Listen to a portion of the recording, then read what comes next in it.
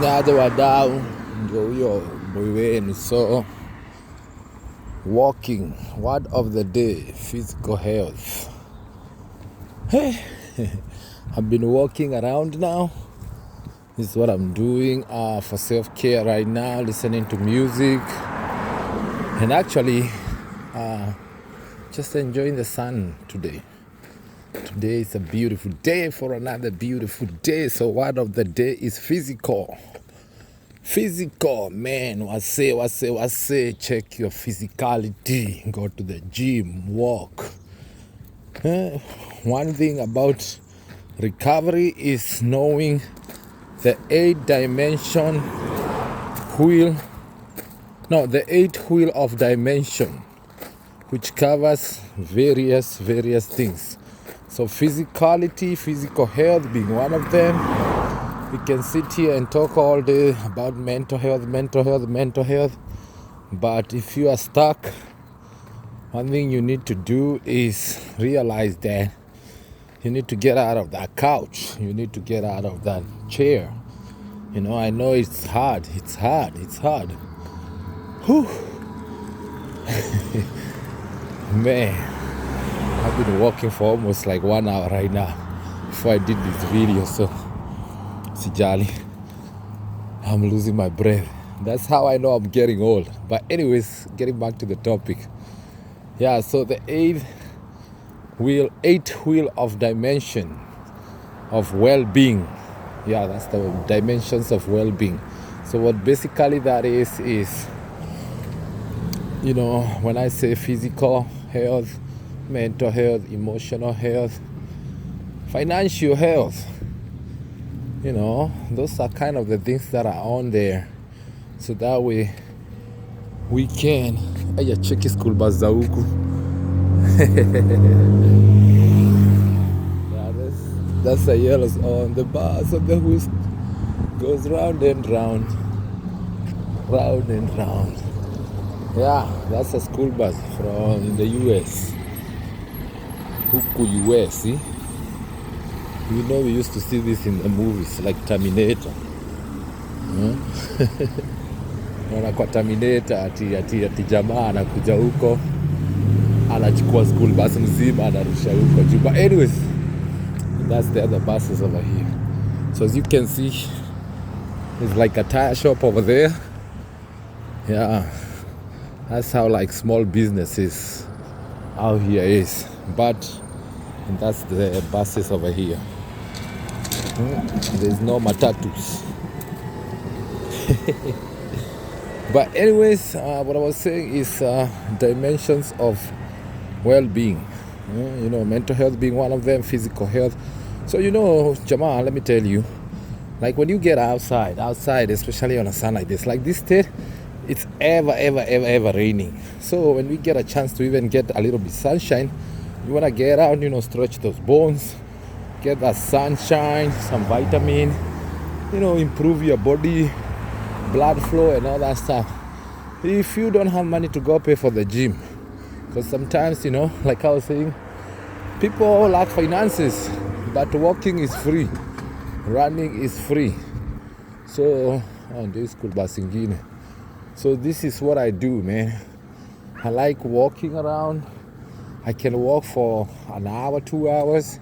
And the reason being is not like I don't want to drive, because all the time I'm, you know, from this point to this point, everybody here in the US, see, there's nobody out here.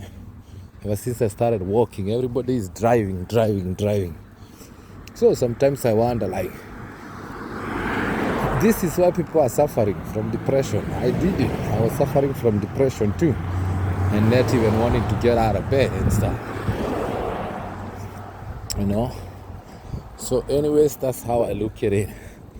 It helps you like work on your physical health, your mental health, and yeah, you check. Nobody's out here. So can you imagine a situation where you have to stay, like especially let's say you work from home, or you are going through depression by yourself, or you just was locked up in prison or jail for a couple of months, years, and you get out, and all you was used to was seeing people locked up. Unaona venye makuku zinafungangwa.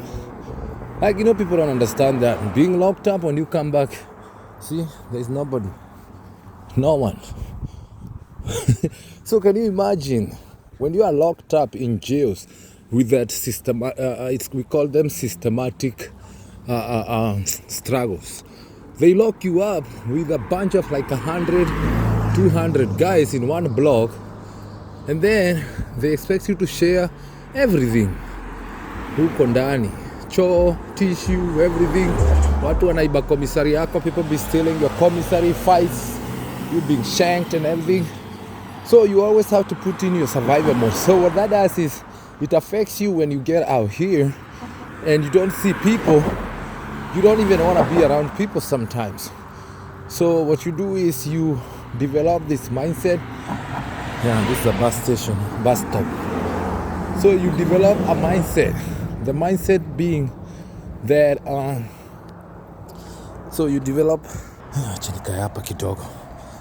I need to pumzika. Whew. So anyways, what I'm saying is, when you're locked up for a very long time, long story short, when you are locked up for a very long time, when you get out in the community, in our churches, in our schools, whatever, you cannot have relationships. And especially if you was a man, you was locked up in a men block for a long time with just, you have to put in your survival mode, So when you get out, if you're a woman, you're segregated to women only. So when you get out back here to the community, all you do is you view people, you're straightforward to the point, but people cannot understand. Nobody who has ever been locked up will understand that. So sometimes you just disassociate. It's called a feeling in psychology, disassociating yourself because you cannot relate with people. So what that drives people mad, they say it's mad, it gives you PTSD, it gives you all that mental health, whatever. But at the same time, what you do is you gotta get out and do like physical work on your physicality, physical health. So I'm not even having any script or anything, but what I'm saying is to break those barriers, because now when you are out here, we call it institutionalized. And I think like a lot of schools are like that too here, because schools, what do? You go to school all day from 8 to 4 to whatever time, and you go home and it's chores at home, and then the next thing you repeat the cycle. It's a kind of the same format. If you look at prisons and jails here, and if you look at the school setup, it's kind of the same. So what you need to understand is like true teaching, like home teaching is good. Parents talk to your kids, uncles, aunties, or sisters, brothers. Even those kids, you should understand that also for them they can talk to us. They can talk to us, and you can learn something from your kids. Sometimes, we being African, we are so used to like disciplining a kid to a point where when they start talking, you are like, hey, stop. So what I've noticed is, if you do that to our kids, or in early childhood development and stuff, like it pushes the kid back. So sometimes they don't want to share because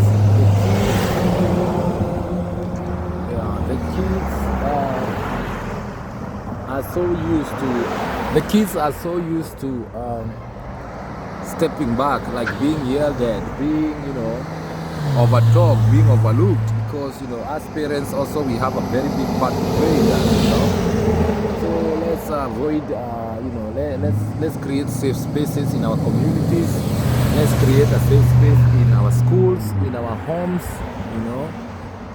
because we are the mentors and role models of these kids. So that way we avoid future generations doing a lot of things that are taking them to these prisons I'm talking about, to these jails and stuff, to depression, to addiction. If we can start from the root, from the ground, in starting from charity begins at home, we can be rooted in discipline, we can reduce that stigma with recidivism, you know, because it is so easy to prevent reincarceration. That basically means going in and out of jail, because that's what I used to do. I would get, even the system itself, we need to actually work on legislation, like work on legislative barriers and stuff, because we need to call for action on that. Because sometimes I feel like, check it up. I feel sorry, yo, I got distracted by that term. I feel like, even the system itself has some work to do, but we also, as peers amongst each other, as leaders of tomorrow, we need to go and do something we call legislative lobbying, because sometimes we need to go and look at these petitions they do, because that really helps us as the community. So that's why I go to all those webinars, seminars, and sometimes it's just go to your regular town council meetings and listen to what is going on around in your community. You don't have to say anything, just listen, because that's the way you will know and be updated with everything. So honestly, I just came online here to do this video just because I wanted to show you how boring this place might be sometimes, and you can really understand like how lifestyle is here. So it's busy, work, school life, and when you get a chance like this, so go out there and do some self-care, because you need that. Also remember to check in on your friends, especially those who have been in jail. Don't leave them hanging by themselves, because for me, how I got out of it, I had natural support, but I also had some friends who even up to now, check me, it's been almost 19 years now. I mean, we've known each other for 19 plus years, but it's been 7 years since I was incarcerated. I'm doing good on that part. I've learned how to respect the law and respect the order, but I also have to teach people, I'll bring my story out there, so that way, if you are going through something similar like that, please let me know. Alright? Other than that, you take it easy as usual. This is your boy Gronk, boy wa Manchester. Tuko hapa mtaani, just doing some normal work. Take it easy. Have a beautiful day.